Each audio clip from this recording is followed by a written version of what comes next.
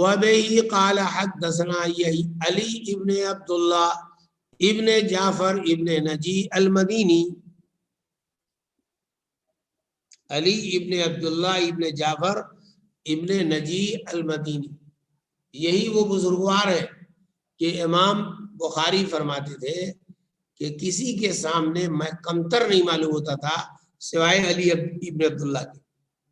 یہ نقل کرتے ہیں سفیان ابن عیینہ سے، وہ عمرو ابن دینار سے، وہ وہب ابن منبہ سے، وہ اپنے بھائی سے، وہ حضرت ابو ہریرہ سے۔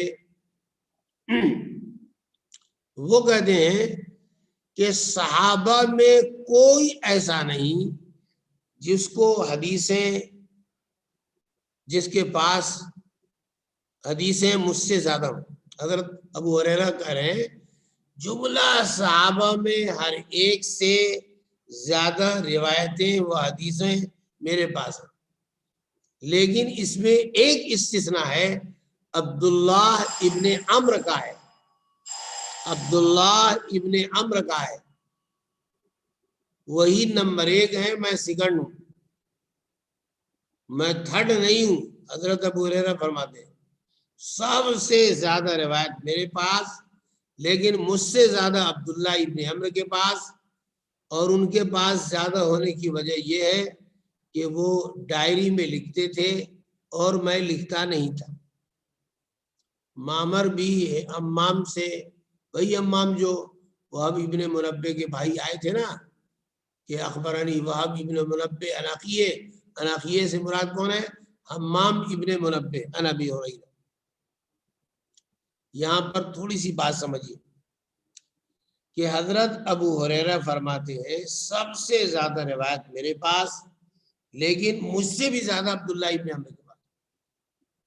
لیکن میں نے آپ لوگوں کو بتایا تھا، اور نہیں بتایا تھا تو ذہن میں رکھو کہ سب سے زیادہ روایت حضرت ابو ہریرہ کے پاس 5374، نمبر 2 پر حضرت عبداللہ ابن عمر کے پاس 2630 روایت، نمبر 3 پر حضرت انس ابن مالک کے پاس 2286 روایت، نمبر 4 پر حضرت عائشہ کے پاس 2210 روایت، نمبر 3 پر حضرت عائشہ کے پاس 2403 روایت، نمبر 4 پر حضرت عبداللہ حضرت انس ابن مالک کے پاس 2286 روایت۔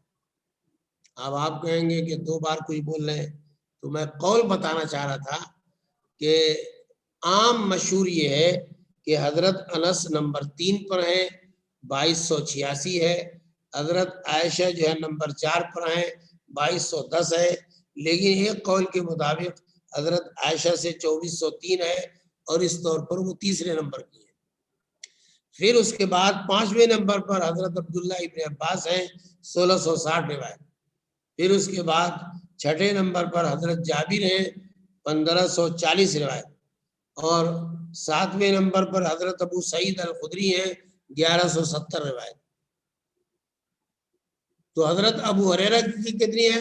5374، اور سیکنڈ میں تو عبداللہ ابن عمرو ہونا چاہیے تھا، وہ تو عبداللہ ابن عمر ہیں جو سیکنڈ ہو گئے، اور بقول حضرت ابو ہریرہ کے سیکنڈ کس کو ہونا چاہیے؟ عبداللہ ابن عمرو کو ہونا چاہیے، لیکن نہیں ہے سیکنڈ۔ پھر کیا مطلب ہے؟ کتنے ہیں؟ ان سے 7 صحیح روایت، تو وجہ کیا ہے؟ تو کہتے ہیں کہ اس کی کئی وجہ ہے۔ نمبر 1، حضرت ابو ہریرہ کو دعا ملی تھی، اور ایک بار نہیں بلکہ 2 بار، ایک بار ایک مجلس کی، خاص ایک مجلس کی حدیثوں کو یاد رکھنے کی، اور ایک بار جملہ حدیثوں کے لیے دعا ملی تھی۔ عبداللہ ابن عمرو کو دعا تھوڑا ملی تھی، میں کہتا ہوں دعا ملی تھی، منفی بات نہیں کر رہا، میں کہہ رہا ہوں حضرت ابو ہریرہ کو رضی اللہ عنہ اللہ کے رسول سے آپ کی دعا ملی تھی۔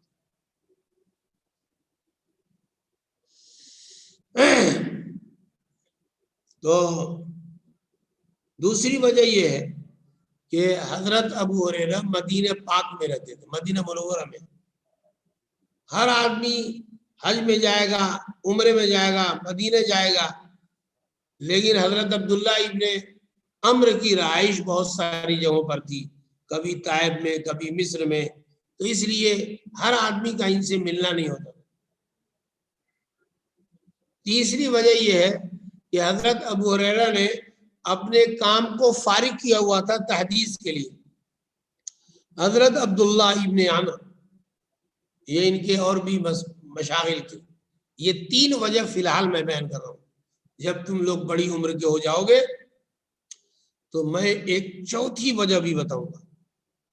بہرحال ہوتا یہ ہے کہ بعض مرتبہ آدمی پڑھتا ہے، پڑھنے کے زمانے میں ایک فحش ہوتا ہے، فحش ہے، لیکن وہ پڑھ کر کے بیچارہ کہاں چلا گیا، وہ نیہ چلا گیا، چھوٹے سے مدرسی میں پڑھا رہا ہے۔